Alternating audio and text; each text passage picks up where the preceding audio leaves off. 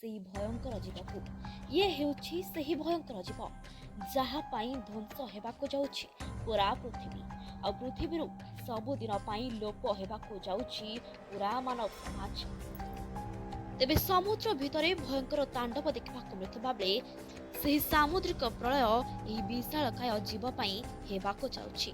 ତେବେ ଏମିତି କଥା ଶୁଣିବାକୁ ମିଳୁଥିବା ବେଳେ ଆଜି ଆମେ ଆପଣଙ୍କୁ ସେହି ମାଡ଼ି ଆସୁଥିବା ମହାପ୍ରଳୟର ଏକ ଛୋଟ ଝଲକ ଦେଖାଇବାକୁ ଯାଉଛୁ। ଟିକେ ଭଲ କରି ଦେଖନ୍ତୁ ଏହି କିଲର ଫିସ୍କୁ, ଯିଏକି ସମୁଦ୍ରର ସେହି ଅକାତ ପାଣି ଭିତରେ ରୁହନ୍ତି ଆଉ ବଡ଼ ବଡ଼ ମାଛକୁ ଖାଇ ନିଜ ପେଟର ଭୋକ ମେଣ୍ଟାନ୍ତି। ହେଲେ ଆଜି ସେହି କିଲର ଫିସ୍ ମାନେ ସମୁଦ୍ର ଭିତରୁ ମାନବ ସମାଜ ଆଡ଼କୁ ମାଡ଼ି ଆସୁଛନ୍ତି ଆଉ ସମୁଦ୍ର କୂଳରେ ପଡ଼ି ଛଟପଟ ହୋଇ ମରି ଯାଉଛନ୍ତି। ଖାଲି ସେତିକି ନୁହେଁ, ତାଙ୍କୁ ସମୁଦ୍ର ଭିତରକୁ ଛାଡ଼ିଲା ବେଳକୁ ସେମାନେ ସମୁଦ୍ରକୁ ଯାଉନାହାନ୍ତି ଆଉ ସମୁଦ୍ର ତଟକୁ ଆସି ଛଟପଟ ହୋଇ ମରି ଯାଉଛନ୍ତି। ସେମାନଙ୍କୁ ଦେଖିଲେ ଏମିତି ଲାଗୁଛି ସତେ ଯେମିତି ସମୁଦ୍ର ଭିତରେ କିଛି ଭୟଙ୍କର ବିପଦ ଦାନା ବାନ୍ଧୁଛି, ଆଉ ଯାହାକୁ ଦେଖି ସେମାନେ ମଧ୍ୟ ଭୟଭୀତ ହୋଇ ଉଠୁଛନ୍ତି। ତେବେ ଅଷ୍ଟ୍ରେଲିଆର ତସ୍ମାନି ବିଚ୍ରେ 200ରୁ 300 କିଲର ଫିସ୍କୁ ଲୋକେ ସମୁଦ୍ର ତଟରେ ମରି ପଡ଼ିଥିବାର ଦେଖିବାକୁ ପାଇଥିଲେ। ଦିନକୁ ଦିନ ଏମିତି ଅଦ୍ଭୁତ ଘଟଣା ଘଟୁଥିବା ବେଳେ ସାମୁଦ୍ରିକ ଜୀବମାନଙ୍କର କୂଳକୁ ଆସିବା ସତେ ଯେମିତି ପୃଥିବୀ ଉପରକୁ ମାଡ଼ି ଆସୁଥିବା ବିପଦର ସଂକେତ।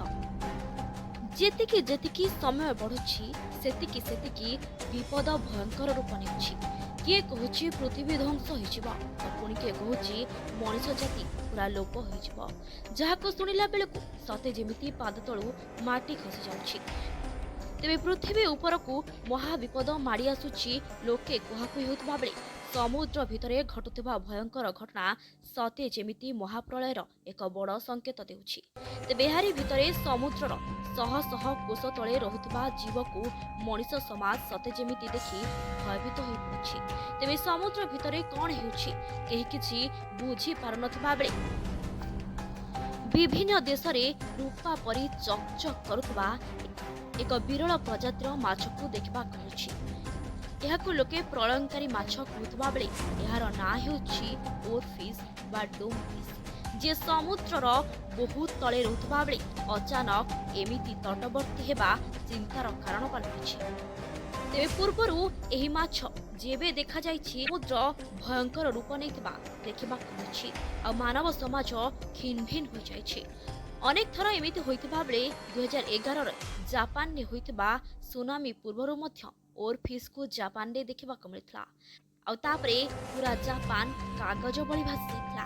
ତେବେ ଏହି ମାଛ ଆମେରିକା ସମେତ ଅନେକ ଦେଶରେ ଦେଖିବାକୁ ମିଳିଥିବା ବେଳେ ଏହା ବିପଦର ସଂକେତ ବୋଲି ମଧ୍ୟ ଆକଳନ କରାଯାଉଛି।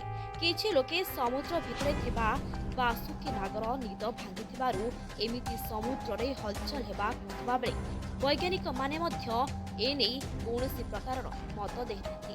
ଏମିତି ଅନେକ ଘଟଣା ସାମ୍ନାକୁ ଆସୁଥିବା ବେଳେ ସତରେ କ'ଣ ପୃଥିବୀ ଧ୍ୱଂସ ହୋଇଯିବ, ମାନବ ସମାଜ ଲୋପ ପାଇଯିବ?